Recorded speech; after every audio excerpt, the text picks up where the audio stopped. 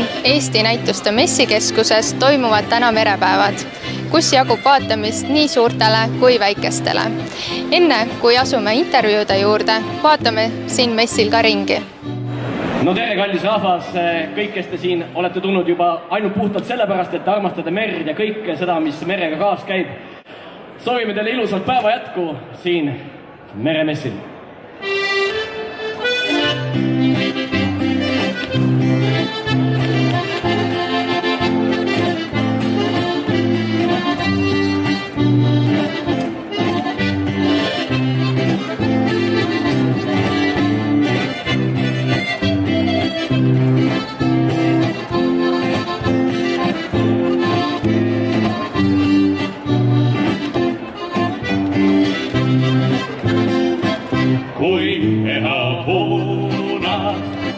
Kull helkise meri, kui hea puuna, kui juttu saab.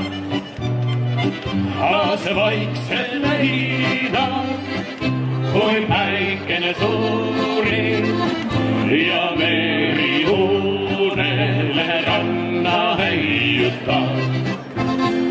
Aase vaiksel leida, kui päikene suuri.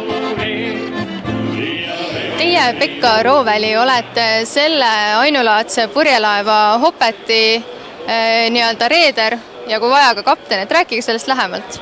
Jaa, tere päevast. Mina oleme nii-öelda teinud ühe väikse purjelaeva ühingu siis ja toonud tagasi Eesti vetesse järgnevateks aastateks ka edasi seilama toreda purjelaeva, mis on ju saanud Eestist alguse ja on ka sisuliselt ainus laevameistrite poolt Eesti rannikul valmistatud purjelaev ja puulaev, mis tänu siis aastate pikkusele Rootsi riigis töötamisele siis oli säilinud selles kujus ja oli väga hea Noa-Rootsi ja Rootsi-Eesti suhete aluseks ka, et sellise kultuuriga selline laev tekkis ja seilamas käis. Teie sõidate hetkel veel Eesti lipu all, aga oskate öelda, miks kõik põgenevad Eesti lipu alt? Oskate sellest lähemalt rääkida? Meil on suur au Eesti lipu all sellist laeva hoida loomulikult ja see oleks hästi tore, kui saaks aastate pikkuseks sellise töö siin teha. Kaisa Moor oli siin enne meil lennusadamas ja ka tema aastate pikkune jõud sai vist otsa sellel alal seda teha, Eesti lipu all sellist laeva hoida. Eks raskeks teeb mõnikord võib-olla see, et sa kuuled teised kõrvalt riikidest hoopis teisi tingimusi. Ja nad on isegi ka siin Põhjamaades, me ei räägi nüüd soojadest maadest, kus võib olla soen vesi ja selle tõttu on siin natuke paremaid tingimusi.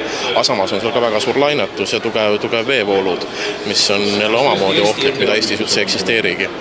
Nii et ütleme nii, et sellised asjad mõnikord panevad kukak kratsima mõtlema, et kas või see sama 1000 kilomeetrit eemal, kus on ka ju väga tugevad põhjamaised tingimused, on need ikkagi meie kõrval üsnagi leebed.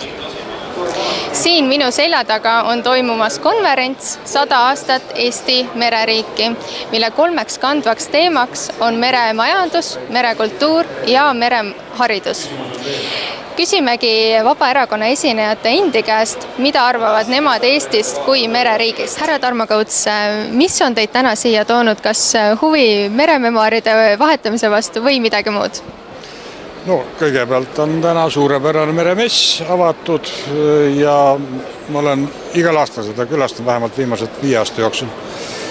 Aga tõepoolest meil on täna ka suurepärane merekonverents, seekord teist korda. Mõnda aastal esimene kord teist korda juba ja sellel merekonverentsil, nagu te võisite jälgida, me arutame väga tähtsad ja aktuaalsed teemased. Ja teemad kõik kogunevad ümber meremajanduse küsimusena.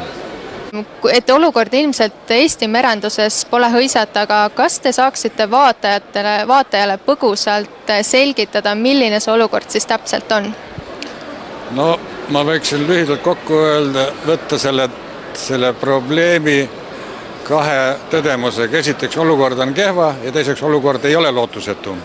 Mille pärast ei ole lootusetu, et praegu valitsus on võtnud vaevaks ja südameasjaks Eesti merendus ikkagi käima lükata saades suurepärast aru, et meremajandus on Eesti majanduse edu üks võtmeküsimusi, kuna meremajanduse potentsiaal on lihtsalt kasutamata.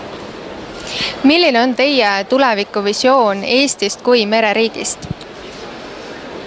No ja oleneb, kui pikka perspektiivi võtame. Soov oleks näha Eesti lipu all kaubalaevastikku, mille number ulatuks vähemalt 50 parem 100 aluseni. Ja loomulikult sellega kaasnevalt ka Eesti meremajandus kui majandusklastri tekke, mida ka riik hakkaks teatud mõttes manageerima ja juhtima, see tähendab ka teatud struktuursed muudatuse meie ministeeriumide koosseisus, see tähendaks ka siis avalike sektori suunamist näoga mere suunas, ehk teisisõnu laevasid oli võimalik siin hoida, kui nendega ei tegelda. Ja loomulikult see elavdaks kogu meie ärimaastiku ja ka kultuurimaastiku. Artur Talvik, teid teatakse ju rohkem kui Vabaerakonna kaptenina, mitte merekaruna. Mis on teid täna siia toonud? Tegelikult ammu enne, kui ma üldse erakonnaga liitusin, ma liitunud merega, et ma olen tegelikult vabatahtlik merepäästja ja väga palju oma peamises elukohas Juminda poolsaarel siis nii-öelda mereliste teemadega tegelenud ka. See on toonud ja ka poliitika mõttes Vabaerakond on hästi palju rääkinud nendel valusatel teemadel, mis Eesti merekultuurist täna puudu on. Kõigepealt survestasime me ka tänast valitsust ikkagi